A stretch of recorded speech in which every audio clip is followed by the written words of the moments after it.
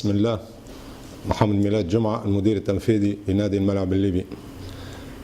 طبعا باسمي وباسم رئيس مجلس إدارة نادي الملعب الليبي أتقدم بحر التهاني للفريق الأول لكرة القدم بالنادي وللجهاز الفني على ترشحهم في مباراة اليوم والتي أقيمت بين نادي الملعب الليبي وفريق الظاهرة طرابلس.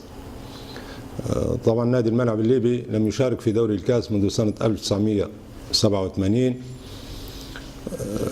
ولكن الآن والحمد لله نسأل الله أن هي تكون انطلاقة لباقي المباريات، وإن شاء الله تكون انطلاقة كذلك في الدوري العام لأندية الدرجة الثانية.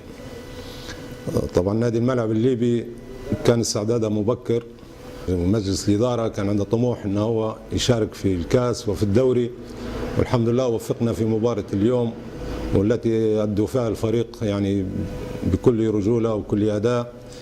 نهنيهم على هذا الأداء حقيقة، ونهني كمان الجهاز الفني، وإن شاء الله تكون لي مدافع قوي للقاءات القادمة.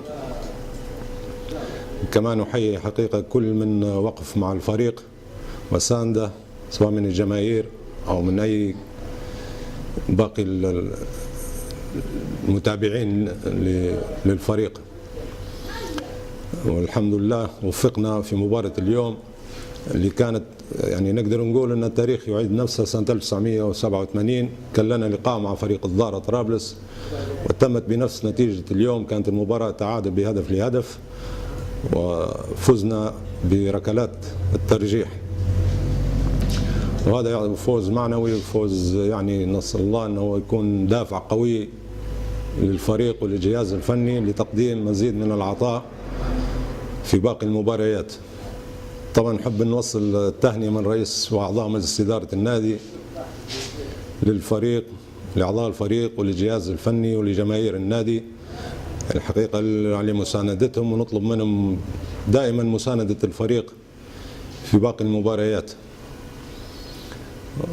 وشكرا وبارك الله فيكم.